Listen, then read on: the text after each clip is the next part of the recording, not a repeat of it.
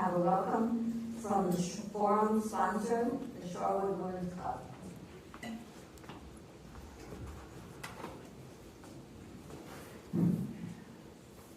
Welcome to the 2024 Shorewood Women's Club Candidate Forum. I'm Jenny Galivaldez. I'm the membership chair for the Women's Club. And if you're interested in our group, we have flyers back by the outside the door on the table. It's got our speaker list on the back side. And also, if you want to join, there's a panel on there. Anyway, Shorewood Women's Club is proud to support our community by hosting this candidate forum and financial donations through fundraising. Thank you to the League of Women Voters of Milwaukee for facilitating this forum. Also, thank you to those candidates who have stepped up to serve our community. You are the residents' voice on the board, on the school board and the village board. So thank you. And thank you everyone for attending. And we have cookies in the back, so help yourself.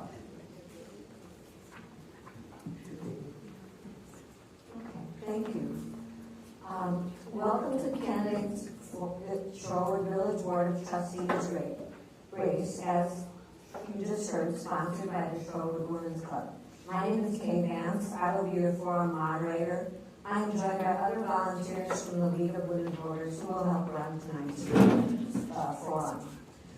We're going to start with the Board of Trustees forum and then proceed to the school board forum at about 1:30, finishing at about 2:15. The League of Women Voters of Milwaukee County is a nonprofit, nonpartisan grassroots organization that promotes informed and active participation in government. As a nonpartisan group, the League never endorses a political party or a candidate.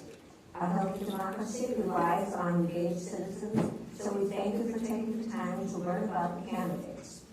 The general election will be held Tuesday, April 2nd. Polls are open from 7 a.m. to 8 p.m., and with proper documentation, you may still register when you go to vote. You may cast an in-person absentee ballot at the Village Hall with 2 weeks prior to the election. Please check with your city clerk, your village clerk, for specific times. You may request absentee ballots for all or specific 2024 elections online at myvote.wi.gov. And if you haven't gone on that website, it tells you everything about all the elections. It's kept up to date. It's a really good website if you have any questions. That's myvote.wi.gov. We have information on how to register to vote and photo ID requirements also at the table near the entrance. Information on voting in elections can also be found at the state-run website, myvote.wi.gov.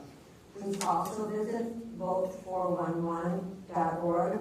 That is run by the National League of Women Voters with help from hundreds of local leagues. The Vote 411 website has election information as well as candidate Q&A, where local leagues ask candidate questions and the responses are printed verbatim.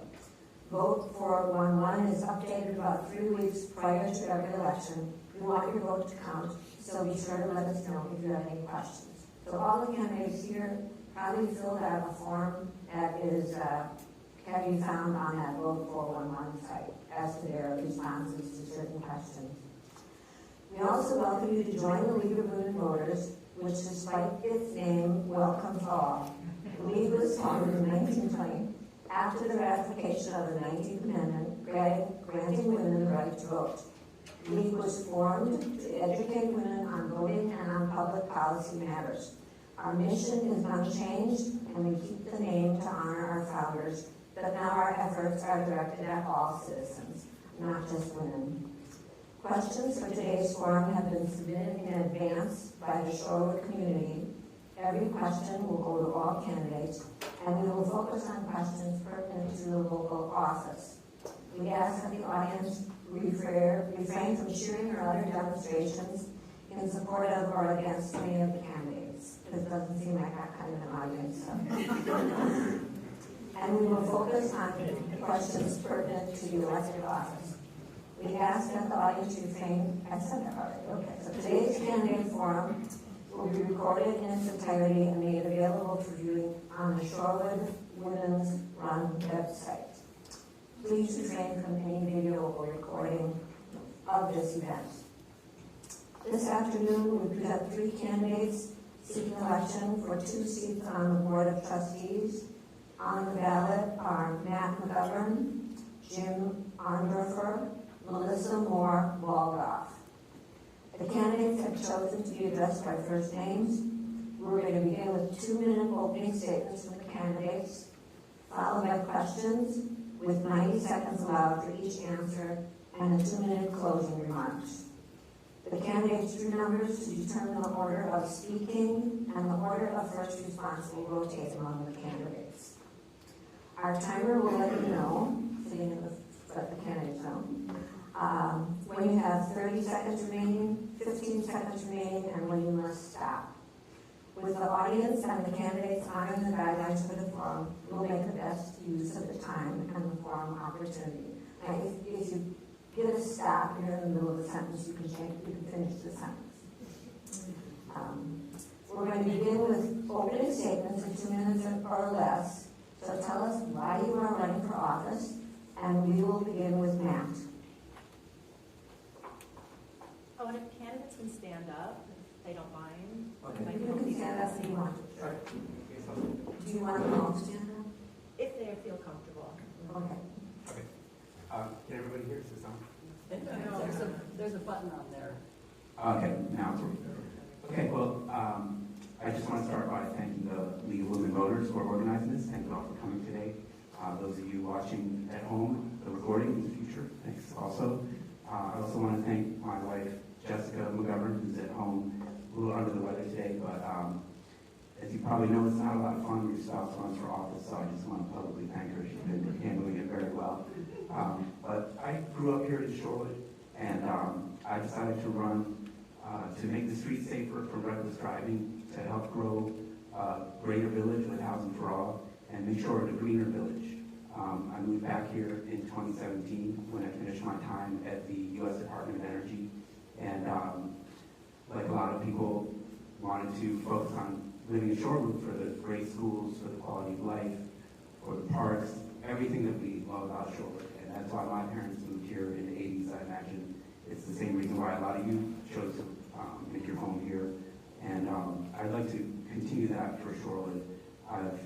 My day job, I'm an attorney. I kind of had 2 careers. I had one in climate advocacy and political campaigns, and another in law and public policy. I currently work for a startup that's based in San Francisco that makes batteries for electric vehicles. And one of my roles there is to work with state agencies to make sure that they treat the company fairly and adopting better policies for the environment, help electrify transportation and so on. So I'd like to bring some of that experience into village government. My background working in the federal government, working with state agencies. One of my first jobs when I moved back here was to work for the county, lobbying for the citizens of Milwaukee County to improve funding here. So I'm really used to working in government, and I look forward to a good conversation on the issues here today.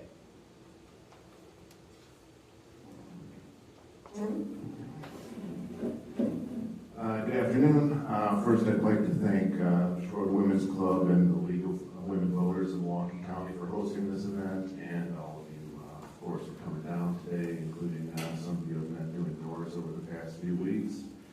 I ran for election 3 years ago because I, like many other residents in this community, was concerned about the divisive and dysfunctional nature of the board at that time. I ran because I wanted to make a positive difference. And fast forward 3 years, thanks to the support of this community and my colleagues on the board, I think we've made a lot of progress over the past 3 years. We've made important progress on sustainability. We're finally fixing the sewers in the southeast quadrant, putting an end to decades of backups there. We're taking action on things that have been kicked down the road, such as addressing the streetlight infrastructure. We've made improvements to pedestrian safety, including incorporating street calming features to future street designs, including Downer, which I live on, which is now in the process of being torn up, so I have a front seat view to that. It's been entertaining. I'm running for a second, and finally, we have been making progress in expanding the tax base. I'm running for a second term because I want to leverage my experience and my background to do more. That includes finding ways to offset the tax burden for residents, working with the school district to find ways to attract new students, and addressing the future of the DPW site, which I think will take up most of the time for any future board. I want to do this by listening and learning from the amazing people in this community. Thank you. Melissa? Hi, everybody. Thank you all for being here so much and sacrificing a beautiful, sunny day to hear from us and spend some time with us. That's one of the things I love so much about this community is how engaged we are and how we show up for one another. Also, thank you to the League and to the Charlotte Women's Club for hosting. And I'd be remiss if I didn't also thank the League for their advocacy in getting us spare mats that we will get to have come November. But back to our issues here. I could honestly say ditto to what Jim said, because a lot of the reasons that he is choosing to run for a second term, I share those reasons. I think that we have made a lot of progress over the past 3 years, tackling some challenges that are really kind of some generational challenges that have been historically put aside. And I think that's incredibly important that we continue to make progress and do it in a way that is collaborative, that is respectful, that is inclusive, and know that we want to bring in more partners, we want to bring in more people to the process and make sure that we are getting this done in a way that's sustainable and that we can be proud of into the future. But I'll go back just a little bit and talk about why I ran in the first place 3 years ago. I moved to Shorewood in 2015, moved out of Madison, left an abusive marriage, was able to come here and be in this wonderful community that really welcomed me and my kids and helped us start over. And that's been so important to me to see that this is the kind of place where everybody shows up for one another and we take care of each other. And this is the kind of community that people will sacrifice to be able to live in. It was really difficult for me financially. It was a stretch for me to come to Shorewood, but it was worth it for the schools, for the people, and the community. And I want to make sure that in the future, everybody who wants to live here can be here, and that we're going to be somewhere that is accessible to many people. So, thank you. Now we will turn to questions submitted by the Shorewood community. You have 90 seconds to respond, and we will begin with Jim.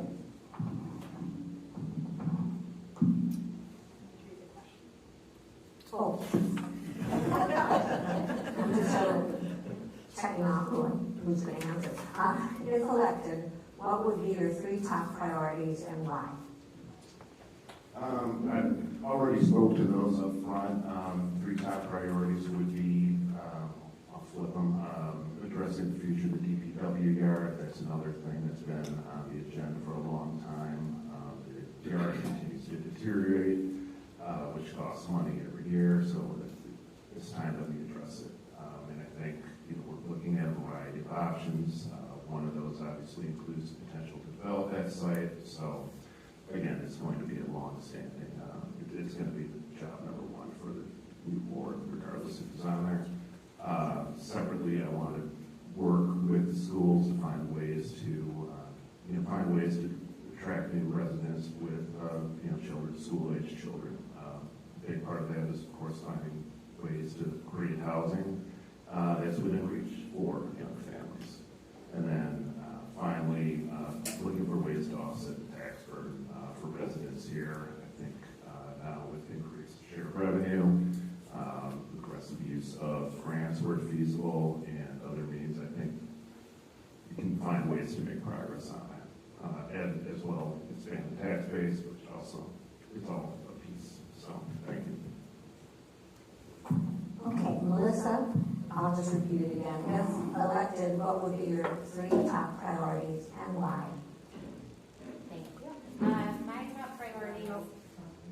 Sorry, I thought it was too done. My top priorities are infrastructure and sustainability. We are at a moment in time where President Biden has gotten the Inflation Reduction Act passed into law, and there are going to be tremendous opportunities to bring federal dollars into this community to make progress on some of the challenges we've been talking about tackling. One example is going to be replacing the laterals. So, we are going to be aggressively pursuing federal funds to get done everything we can, and to do that in a way that has an eye towards sustainability and expanding green infrastructure. Another priority of mine is public safety. I think that's something that's always going to be on everybody's mind, and we have made some progress on some of these traffic calming measures, making sure that we are working with residents, working with the community, working with some of our volunteer committees that are bringing these great ideas forward, so we can ensure that this is a safe place for our kids to roam around in packs like they all do, which including mine. I love it to see it. And then finally, I think making sure that Shorewood is a really good value for people. Like I said, it was a stretch for me financially to come here, and I know that this is not going to be a community that is affordable for everyone, but we want it to be as affordable as it can be for as many people as possible, and for people to feel like the amount that they are paying in taxes is worth it, and that's a priority. Matt, the three top priorities, why? So I decided to run this time when I was walking my daughter home from school, and a huge pickup truck just decided it didn't want to stop at the stop sign. There was a line of 3 cars stopped, and it squealed its tires and went into oncoming traffic as fast as it could. Everybody was yelling, everybody was honking, and I turned to a parent next to me and said, "We need more traffic calming in Shorewood." And I got to thinking how Milwaukee made a lot of progress really quickly after talking about it for years and years. And so that's going to be my priority. That's going to be my top priority, is getting even temporary measures put in until we can figure out long-term solutions for places like Morris Boulevard, places near the schools, Capitol Drive, which is going to take cooperation from DOT. And I'm hearing a lot of, when I'm out down the doors, that's what people bring up to me unprompted, is they talk about the intersection in their neighborhood, or how they want flashing lights where they walk their dogs, or how cars speed by at insane speeds. So that's going to be my #1 priority. I'd also like to see more housing in Shorewood. I'd like to see housing at the DPW site. I think it's going to help us grow our tax base, make it more affordable, make it easier for people to live here, people who are really struggling to pay the rent. If we get more of it, it's going to bring costs down. And finally, I'm on the Conservation Committee, got a background in clean energy, and I'd like to continue expanding that. I helped get the solar panels on the firehouse here. I've worked with the Conservation Committee to try to get hybrid vehicles and EVs in the fleets, and I'm going to push for conservation. It was just endorsed by the League of Conservation Voters last week as well, only short candidate to get that endorsement. Question number 2 starts with Melissa, and the question is there a need for bike and pedestrian safety to be improved in Shorewood? Are you in favor of the complete streets plan?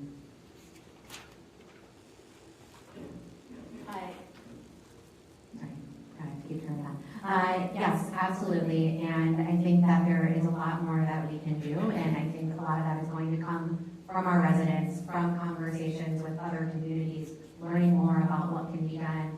I have 2 teenagers, and I'm very concerned about what it's like and the experience of walking and biking through Shorewood. And I know that this is not a challenge that is unique to us.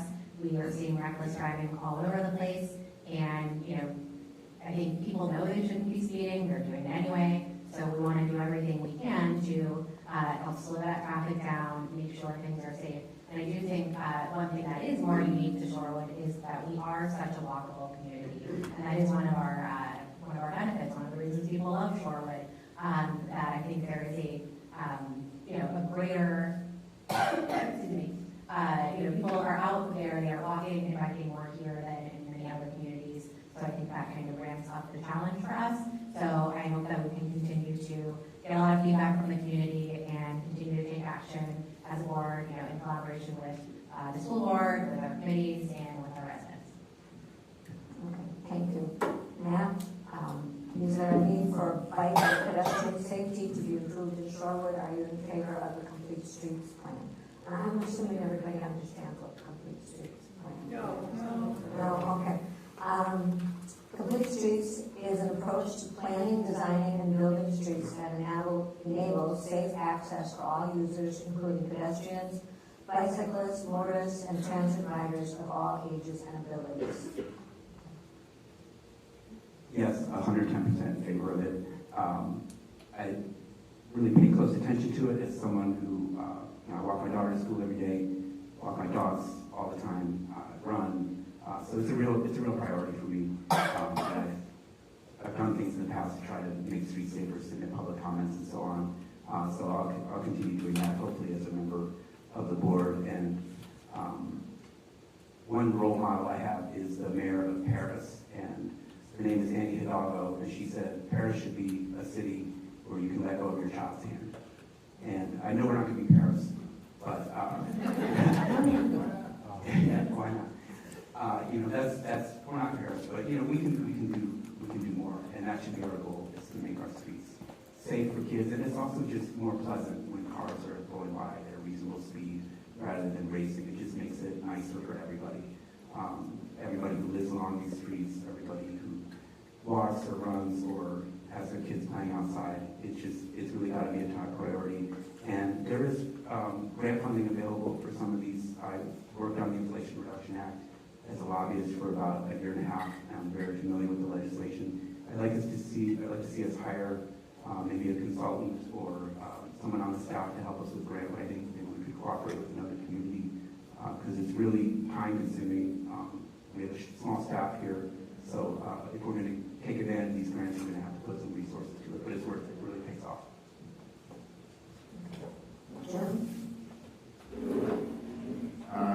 Yeah, as a parent who raised 2 children on a busy stretch of Downer, bike and pedestrian safety has long been a very important priority for me. I think we've made a lot of progress as a board in this area, and I'm eager to continue that progress in another term. Among the things we've been doing is, I've mentioned adding calming measures before, so when Downer is redone, there'll be bump outs, there'll be other, including some filtration devices to encourage calming, as well as some other measures. You'll see the same when we redo the north end of Oakland and the north end of Lake.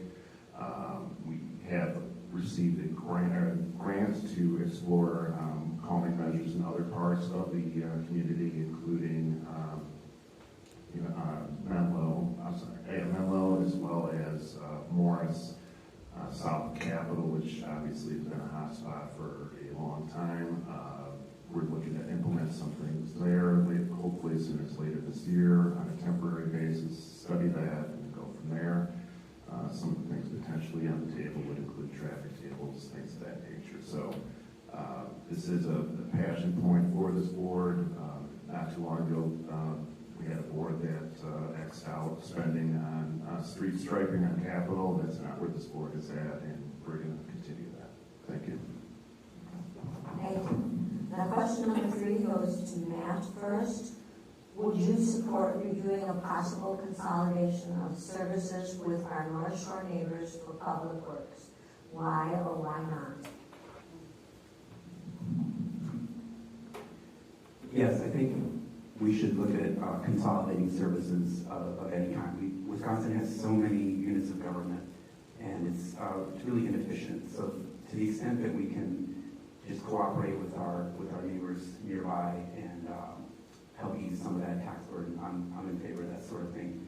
I wouldn't be in favor of it for the police department. There was a study on that, and it showed that Shore would really lose out on that because there's so many more calls in communities like Glendale and Brown Deer. So I think that's one we're going to have to keep our own. But the fire department, North Shore Fire Department, North Shore Health Department works really well.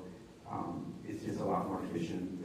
And I would imagine we see similar cost savings and efficiency with DPW. We should, we are a high tax community, and a lot of it is for things that we really want to do, like having a good police department, having a good DPW. No one's telling me to, when I'm out of the doors, get rid of snow plows or things like that. So we're going to have to find ways to be more efficient with what we have and cooperate with other governments in the region, would I think help us do that. Okay, Jim, do you want me to repeat the question? No, good. Thank you for the question. As we've looked to address the future of the DPW site, we're basically turning over any rock to figure out how to do it efficiently and to the utmost benefit of the community. So we have been looking into the opportunity to share operations with neighboring communities. There's not a lot of opportunity that we've uncovered so far. Whitefish Bay is, wants to continue to use our transfer station. However, there's not a real opportunity at their site for any, co-location. We've reached out to the city and the county and similar feedback there, at least at this point in time. So we'll continue to look for opportunities, but, near term, it seems we're going to have to proceed forward as Shorewood. And, we have shared some operations with Whitefish Bay in the past, including leaf collection. That came to an end in part because we were experiencing delays in service. Services are tough, right? I mean, communities want to make sure that their residents are getting the services they pay for, so that featured pretty prominently into any discussion about consolidation here. Thank you. Melissa, would you support reviewing the possible consolidation of services if you're not sure why or why not? Yes, I definitely would support reviewing that. I'm always somebody who's interested in finding ways to collaborate with other units of government, and as long as we do that in a way that is transparent with residents, provides a lot of opportunity for feedback, and isn't going to impact the service and the value that people in Shorewood are counting on. In my career, I worked in public service for most of my career. I worked for Milwaukee County, and I worked for Governor Evers for a year and a half as deputy chief of staff. And we were always looking for opportunities to collaborate with other units of government whenever that's possible. And I think we have some opportunities to do that here. We have opportunities to be a leader in Milwaukee County and in the state. And one way that I'm excited about us doing some of that is through the Wisconsin Local Government Climate Coalition. I was really proud to lead the charge for Shorewood to join that organization. So we'll have opportunities to collaborate, share, learn from other communities, and that's something that I hope to see us do with any challenge that we're taking on, is who can we learn from, who can we work with, and how can we continue to deliver the best services to the best value to our community. Question number 4 goes to Jim first. What does affordable housing mean to you, and does it benefit our community? Affordable housing means to me basically housing that ideally it means to me housing that young families can afford, that's within reach, to bring more children into the village, to bring more children into the schools. That's not the exclusive definition of it, obviously, but when I think about the future of the village, that's what comes immediately to mind for the long-term benefit of the village and for the schools, and given the tight connection, they both need to succeed for the other to succeed. And it's tough right now. So, I mean, the home vacancy rate in Shorewood is essentially 0. The apartment vacancy rate is about 2.3%, which is incredibly low, although it's higher than the 0.7% it was in a previous census that the planning director was looking at. So there's no, and I was just talking with the resident who owns some properties yesterday. He told me anytime he puts one on the market, he immediately gets, on the order of 40 applicants. So there's no shortage of people that want to move into the village. I think we need to find creative ways to accommodate that for the long-term benefit of all of us. Thank you. Melissa? Yeah, I think that it's incredibly important to have affordable housing in Shorewood, and to me that means that people who work here and have kids who go to school here can afford to live in housing in Shorewood. And that part of that is the actual prices of the homes, and some of that is obviously keeping our tax burden as manageable as possible. We know that people in Shorewood come to expect a high level of services, and that costs money. We will always be mindful of having that value be there for people. So I definitely think that we have work to do. Something that is of great concern to me as I look around what happens in other communities in Wisconsin and across the country is we are seeing investors come in from out of state. There was just a story that ran in the Journal Sentinel about this recently.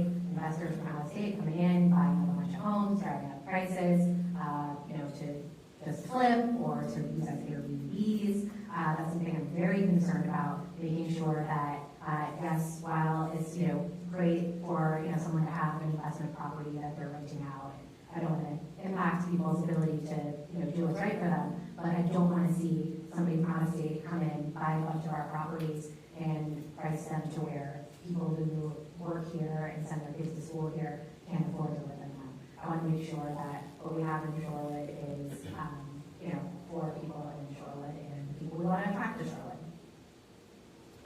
Okay, Matt, I'll just repeat the question for anybody who's going to listen to a recording.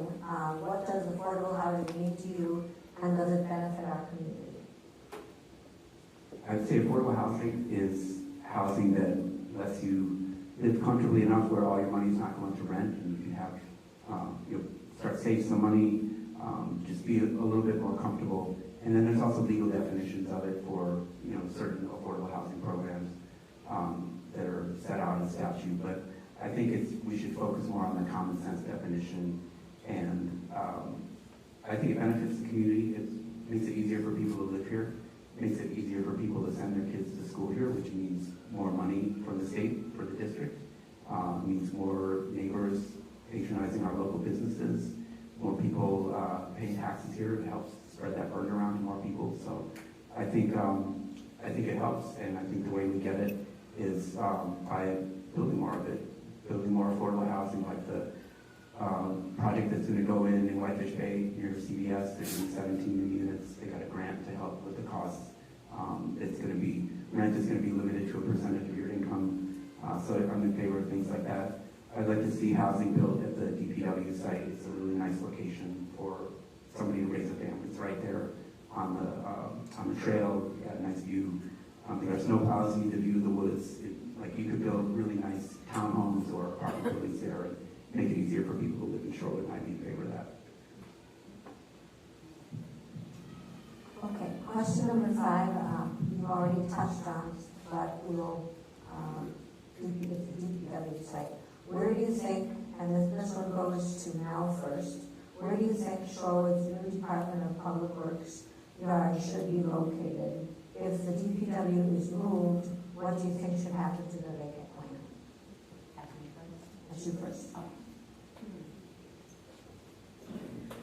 I think that the DPW site should be wherever we are going to be able to afford a site that can sustain our operations. But we have some big decisions ahead of us as a board, and we are making progress on them. We know that the site that we have is not sufficient to sustain the operations that we're going to need in the future. But we are also faced with the challenge of where do you move it?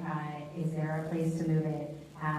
Is that going to be in the city of Milwaukee? Are we going to be looking at splitting operations? So I think that we are not there yet on a decision because we don't know what sites are going to be available and for what cost. So I think that as we continue this conversation and this work as a community, we're going to look at what's available and what's possible. If the DPW current site is vacated to build another site, I think that that's a conversation with the community about what that development looks like. Housing could be great. I've heard people talk about potential public market or something like that. I think there's any number of great ideas, and it's going to come down to who wants to invest in those great ideas and help see them come to life. Okay, Matt, same question. Yes. So I do think it should move. I'd like to see it. This potential locations right across the river on some county land or possibly state land. I think we should look for something that we can lease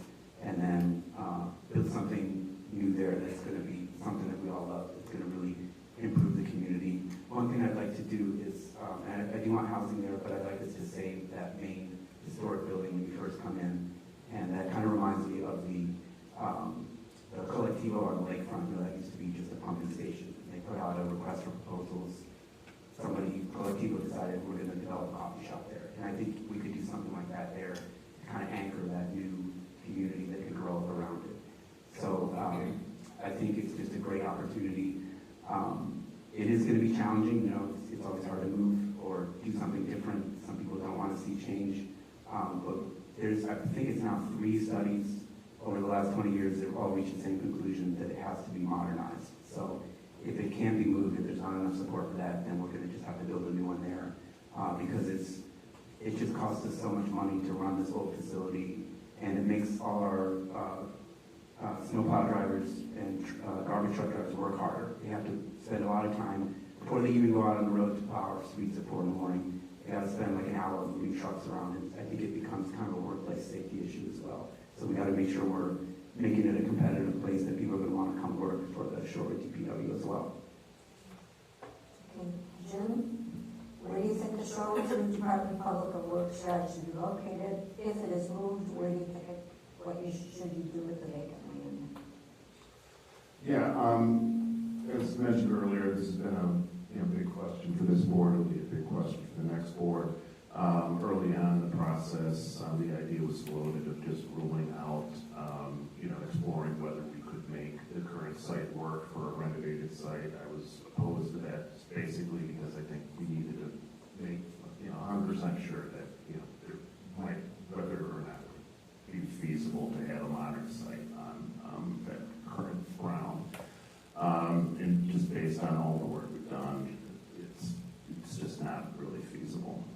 Just based on the last work that we've seen. So it looks like if we want to maintain the level of services we have, the most likely solution is going to be moving off-site. I believe we have been looking at a number of locations in the West. I think that would be ideal just given the proximity to the village. Obviously, there are a lot of questions that come with that in terms of construction, remediation, etc. So it will be a big decision.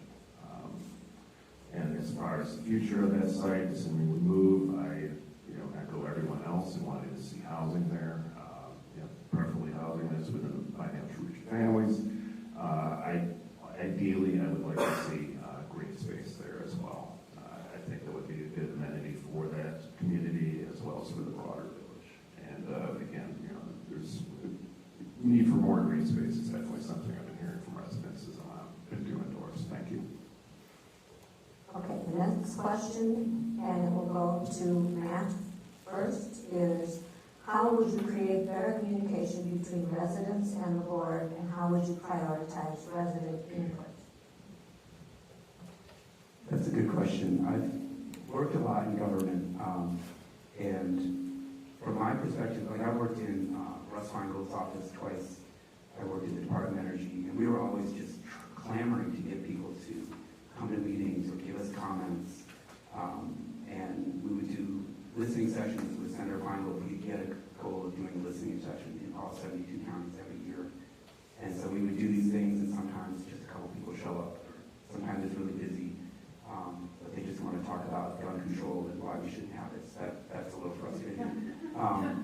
But we're a democracy. We really got to make sure that everything we're doing is open and public, and that we get input. And so I just think it's just something that you just have to keep doing, just chip away at it. I don't think there's any magic formula, but I think you got to have public meetings. You got to have notice of public meetings, go out to people. I think the surveys that we do are really good because that can incorporate input from people who don't have time to come to a meeting. A lot of times they're in the evening where if you got a young family or you're working late, you just can't come. So I think we need to really take steps, whether it's an online thing or something in person, just have a really wide variety of ways that people can contribute their input so that everybody feels like they have a voice in what decisions are made in Charlotte. Okay, Jim? Thank you. I did want to note that communication is an important priority for this board, which is why we are commissioned to study in conjunction with the wanted to find better ways for communicating with the public, so that is something very much on our mind. I personally see more opportunity in terms of engaging with people on social media. I think we can do more in that respect. And I say that having, it comes to after you served on the board for 3 years, and realize there's not as much awareness as you would like of the work that has been done across the village. So I definitely see that as something that we would need to amplify moving forward, something that I would hold myself personally accountable to doing, and something that the board prioritizes. Thank you. Okay. Melissa, how would you create better communication between residents and the board, and how would you prioritize resident input? I think that it's really important that it is a two-way conversation, that we are putting things out there and then we are getting that feedback. And this board, I think to Jim's point, has been really mindful of ways to expand our communication to make sure that we're meeting people where they are through a wide variety of avenues. We've got a lot of folks who come, excuse me, I was really sick a few weeks ago with COVID, and I'm better now, but still a little bit of cough. So I want to make sure that we're using a lot of different ways to reach people. Social media, our meetings, we have a lot of people who attend, which is great, people who watch from home. Excuse me. We are not able to rely on the news to reach as many people as we used to be able to, which is really unfortunate, because we are just really seeing the dwindling away of community news, but we want to make sure we're doing everything we can to get the word out to residents. Something that came up not that long ago when we were getting started on the Downer project is, we always have a practice of sending a letter to impacted property owners, and I asked the question, well, what about the people who live there, right? Because the people who own the property might not be the people who live in the property. So I want to make sure we're always thinking about those kinds of things too, which I think are really an important issue. If your landlord gets a notice about a project, but you don't, you might not have that information. So just making sure that we're thinking about all the different ways people are getting information and staying on top of this. Thank you. Jim, you get the next question first, and it is, residents were promised a larger tax base and tax relief when TIF districts were approved in the village. Are you in favor of the continued use of TIF districts in Shorewood? I can define TIF districts, but they're a lot more complicated than this one. TIF districts are tax incremental financing districts. A district in a municipality which uses a public financing method as a subsidy for redevelopment, infrastructure, and other community improvement projects. So again, residents were promised a larger tax base and tax relief when TIF districts were approved. Are you in favor of the continued use of TIF districts in Shorewood? TIF districts are a tool to get big jobs done that would not be able to be accomplished otherwise. We have updated the requirements for TIF. There are certain measures that need to be made in terms of requiring financial accountability, as well as requiring affordable housing if something is going to go into place. I don't have a blanket opposition to TIFs. I think if done the right way, they can advance things that we as a community would want. But if we were to proceed with the TIF, I think that we would need to be 100% transparent in what our objectives were, what the financial implications would be. We've obviously gone through an experience in this village that has created some memories. I don't think anyone wants to go through that again. And so I think we can learn from that and get better from that and then move forward. Thank you. Melissa?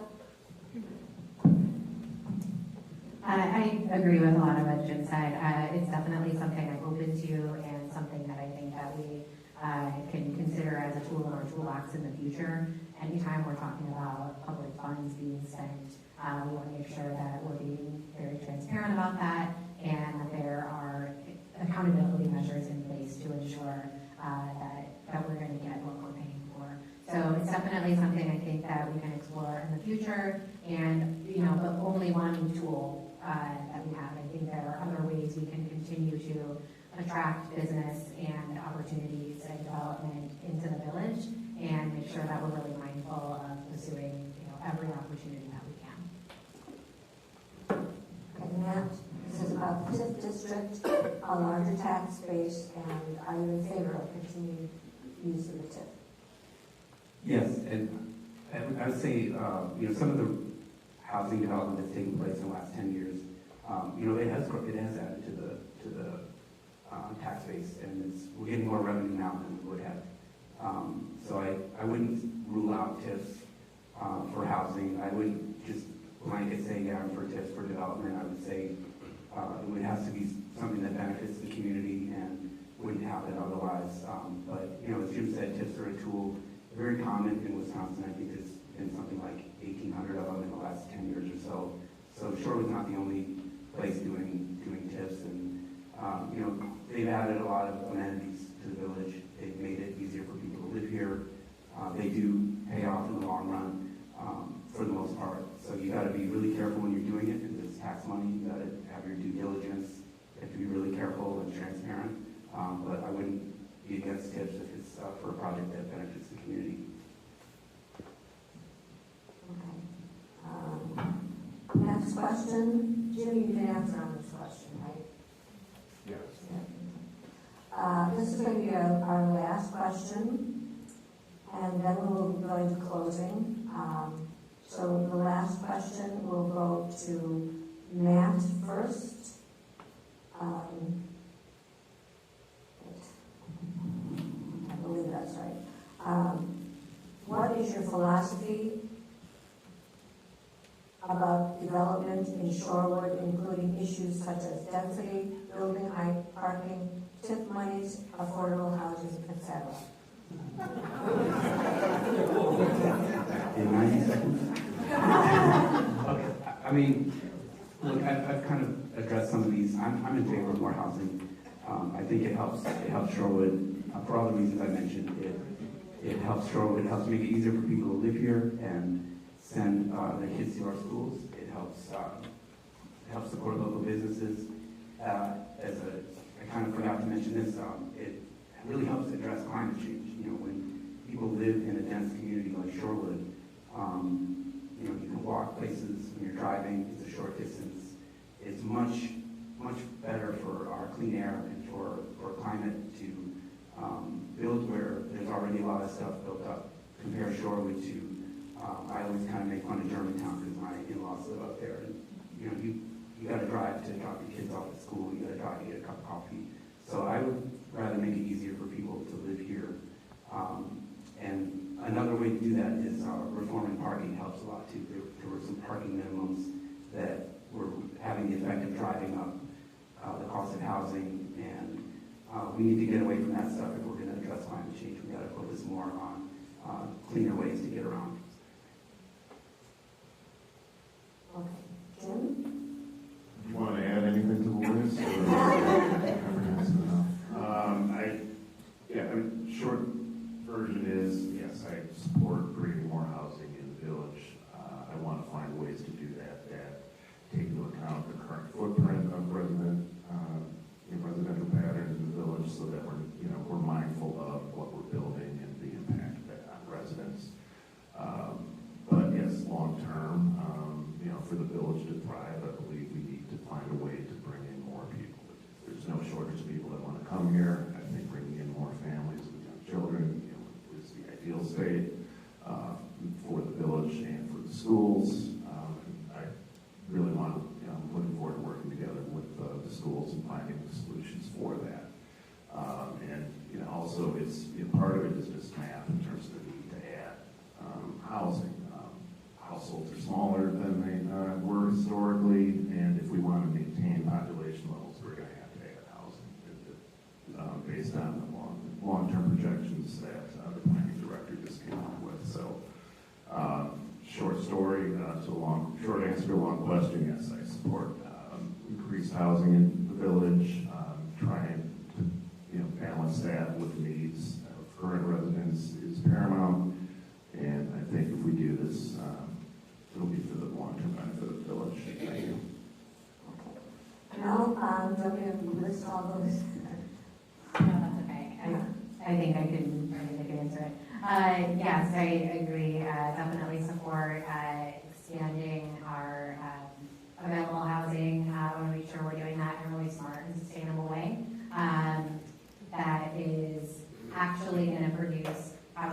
can afford. I have concerns about, are we only going to be building like more luxury housing and, $3,500 a month rents in apartments that maybe people can't afford. So I want to make sure that we are adding more housing, but that it's going to be housing that we can have people afford when they're coming here and sending their kids to school, and that it's going to be something that the community really embraces. So I think that's going to be super important. I do love that we have that density here. I think that what Matt and you talked about, it's great, right? Like walking around, seeing neighbors. I'm from Florida and all my family still lives there, and when they come up to visit me here, they're always like, where you live is like a town in a Hallmark movie in a really great way, because you like see all these people outside and walking around everywhere, and I think that is really wonderful, and I'd like to have even more people be part of it with us. I've been told we have time for one more question before closing. And this one also comes with the definition, which I'll read first. And I've never heard this phrase. Atwater beach groins are the long, narrow structures built out into the water from the beach in order to prevent beach erosion or to trap and accumulate sand. And the last question is, aging infrastructure, which will go to Jim first. Aging infrastructure such as sewers, Atwater beach groins, and alley repair are issues in our village. How would you prioritize these and other projects and finance them? That's another long question. In terms of, there's, we live in a wonderful village with a lot of character to it, and part of that means that we have a lot of aging infrastructure. So just in terms of prioritizing, obviously, we're doing the sewers right now. That is a substantial project. I will be enjoying it for the next 10 months, but it will be great to have it over with. When I think of infrastructure priorities, my mind also goes immediately to repairing the street lights. Currently, the reason you see outages is because there's no conduit around those wires, so when the ground gets wet, the system goes down. So we have been repairing those, we've been replacing that infrastructure with every road repair we do, but we're going to need to do we're going to have to address that on a village-wide level at some point as well. Another infrastructure thing that we'll have to deal with is, of course, replacing the laterals for houses that have them. I was talking with one resident yesterday who was, shared that they actually had copper laterals, and I was like, oh, you won the prize. So, but for many of us, we will have to be replacing our laterals, and we need to get some. We are eagerly looking for grant money to help address that, to minimize the impact on taxpayers, and we'll get to the groins. So, thank you. Mel? I think that we have seen, what happens when, the can gets kicked down the road for too long, and that's why this board has been very committed to tackling some of these big infrastructure priorities. Like Jim said, sewer repairs are underway. The issue of the lighting is something that came up, and that we actually really kind of moved up on the priority list as a board for staff to take on, because we were concerned about public safety.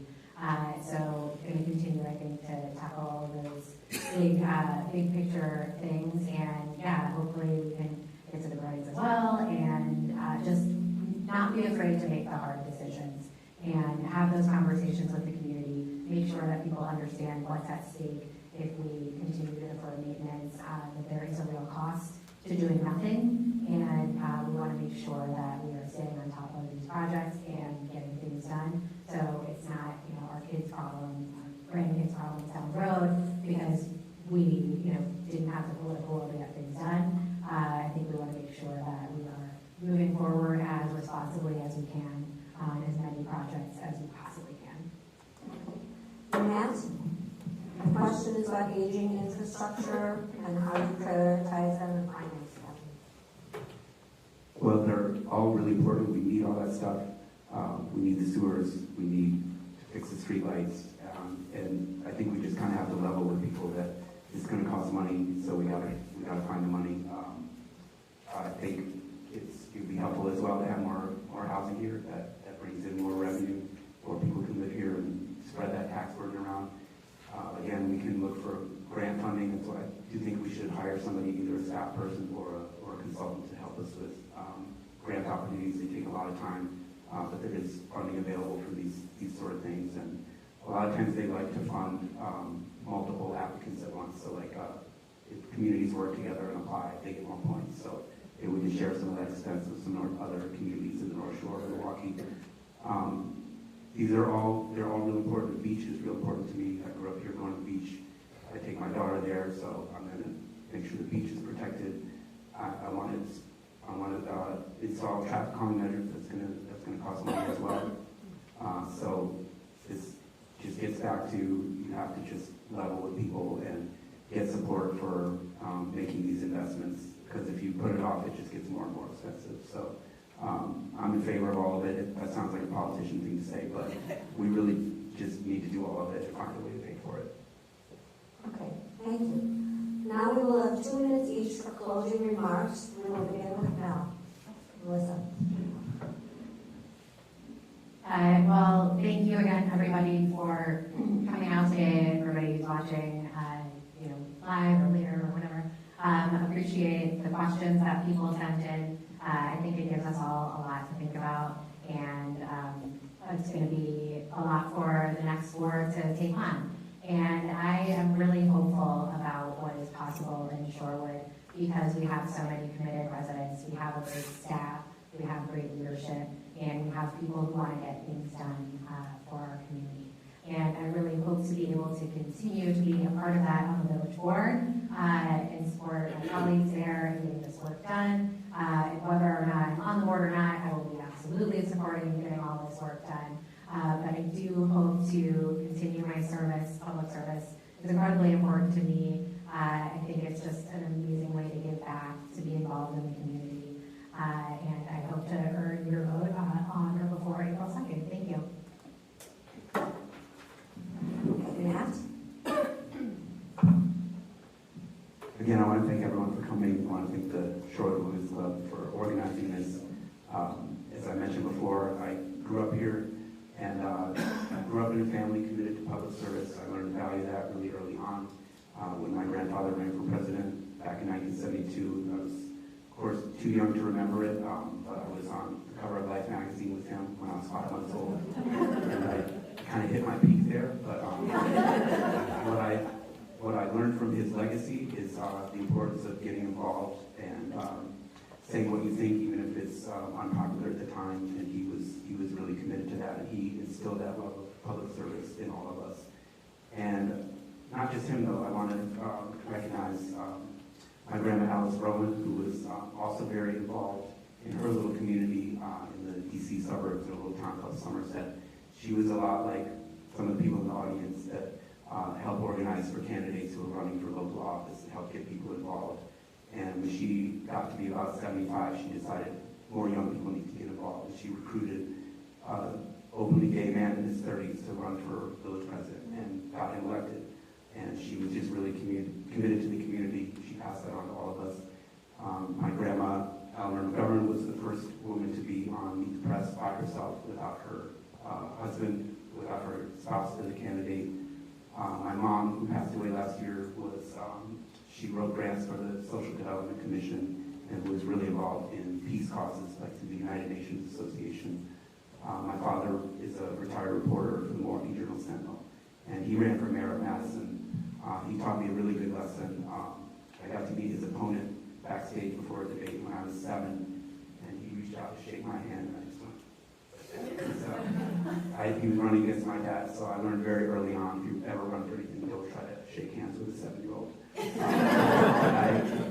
I have a really strong background in public service. I've worked a lot in government, and I want to bring that experience and my values to the village board, and I need your vote in order to do that. Thank you. I'd like to join fellow candidates in thanking the host for convening this, and I'd like to thank everyone who showed up for us bringing forward to a attend on this wonderful day. I do want to note that immediately prior to coming here, I learned that a flight I needed to take to get to San Antonio to travel for business was canceled, so I am going to need to leave after this to find a way to Texas, so I'm sorry I won't be able to spend time afterward, but if you have any questions or anything, please reach out to me. I have contact information is on material in the back. And I do want to add that this is much more fun than doing it remote. I can tell you that. It's much better to be in person than be staring at a computer screen and getting questions and trying to answer them that way. And on that note, I think a lot has changed over the past 3 years. I think we have a very effective, well-functioning board that's taken on some very big issues and found ways to move forward. We have more work to do in a number of areas. I mentioned my priorities earlier. I want to build on the foundation we built, but I also want this board to make strides in finding ways to address the tax burden for residents, to find ways to work with the schools to bring in more students, which also involves housing, and also address the future of the DPW yard. I think those are things that this board needs to do moving forward. And the reason I want to do this is something that I've heard from people while doing doors, whether they've been here 5 years, 10 years, 15, 20, 25, all the way to 50. They love this place. It's something special. You don't have many communities where your kids can walk to school basically from kindergarten to high school. We've got great people here. I want to help continue on this journey to move this village forward, and that's why I'm running, and I'd appreciate your vote on April 2nd. Thank you. Thank you. On behalf of the Charlotte Women's Club and the League, thank you to our candidates, Melissa Morgonda, Jim Ungerfer, and Matt McGovern, for running for political office and for participating in this forum. Now we're going to take a short 5-minute break before moving to the school board candidate forum.